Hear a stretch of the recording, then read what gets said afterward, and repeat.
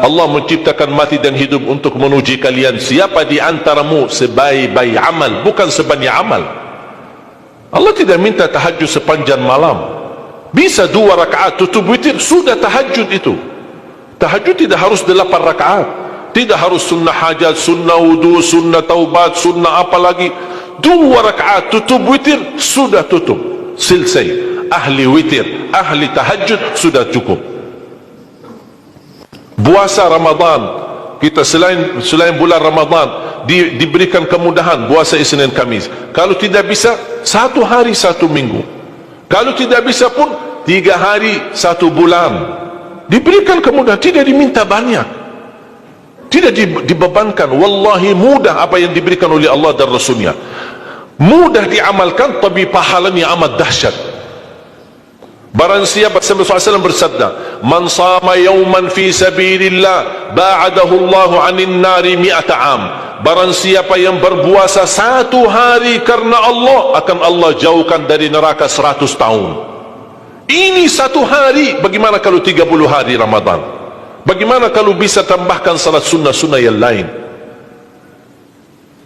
Salat duha, kesempatan, tidak harus 8 rakaat, tidak harus 6 rakaat, tidak harus 4 rakaat, 2 rakaat, dan tidak harus dibaca wasyamsi wa duhaha. Banyak jemaah curhat kepada saya, keluhannya apa? Saya tanya, saya ingin salat duha, tapi susah, saya tidak bisa hafal wasyamsi wa duhaha dan wadduha wal laili idza saja. Masa gara-gara tidak hafal wasyamsi wa duhaha wa duha tidak salat duha? Walaupun tidak hafal, mohon maaf, hafal qulhu, baca qulhu. Rakaat pertama qulhu, rakaat kedua tak apa-apa, qulhu lagi. Asal duha terjaga. Betul?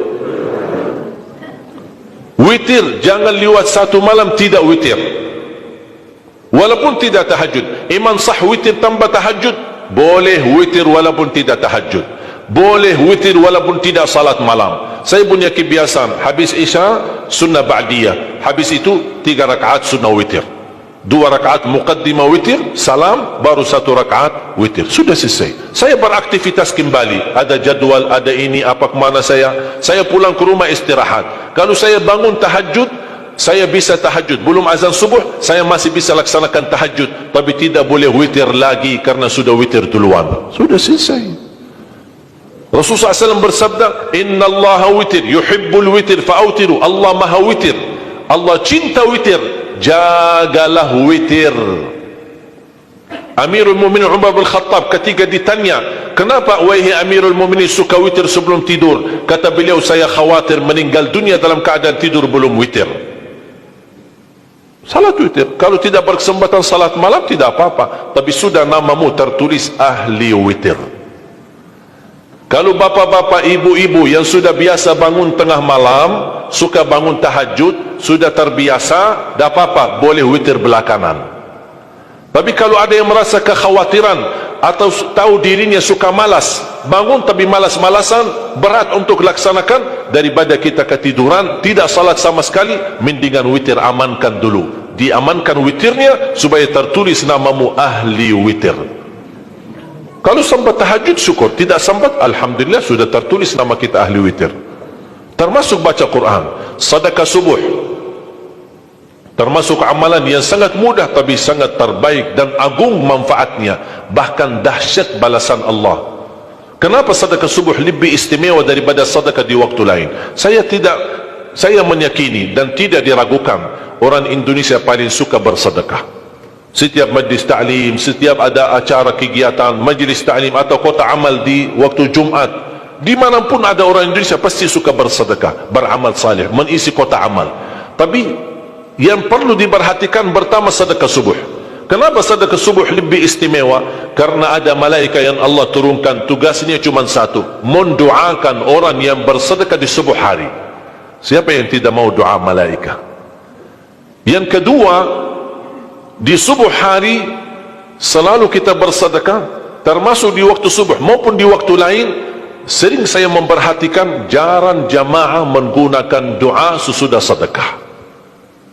Padahal doa sesudah sedekah atau sedekah disertai doa dahsyat, bahkan doa terjamin makbul.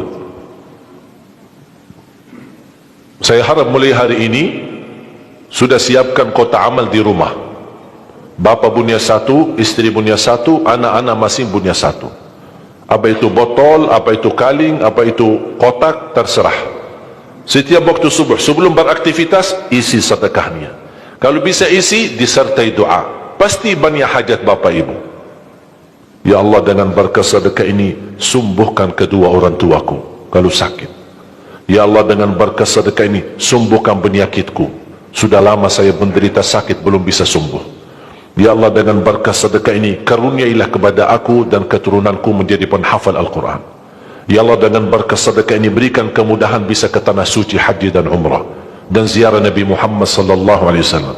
Ya Allah, dengan berkat sedekah ini, anakku sedang ujian, termasuk anak-anak, ajarin anak isi sedekah, anak doa. Ya Allah, saya lagi ujian, mudahkan ujian saya. Ya Allah, dengan berkat sedekah ini, titipkan pahala sedekahku untuk kedua orang tuaku. Itu juga boleh. Tetapi tolong disesuaikan. Jangan sedekahnya koin-koin, tapi doanya sampai terbit matahari. Malu sama Allah. Kelamaan kata malaikat doanya. Padahal sedekahnya teng, teng, teng. Kalau saya usulkan, satu kali sedekah, satu kali hajat. Termasuk anak-anak muda yang sedang melamar kerjaan, isi sedekahnya. Ya Allah, mohon dengan berkat sedekah ini, mudahkan lamaran kerjaan saya supaya diterima, menjadi kerjaan yang membawa rezeki yang halal. Termasuk jodoh, termasuk keluarga yang sudah lama menikah belum punya keturunan. Saya punya teman 17 tahun tidak punya keturunan. Dia menggunakan sedekah subuh sama istighfar, alhamdulillah 6 bulan kemudian beliau telefon saya, istrinya hamil. Saya sendiri 13 tahun tidak punya keturunan. Secara medis normal, sehat, tidak ada masalah. 13 tahun tidak punya anak. Saya menggunakan rutin sedekah subuh, alhamdulillah diberikan oleh Allah Subhanahu wa taala 3 anak. Kalau istri baru 1.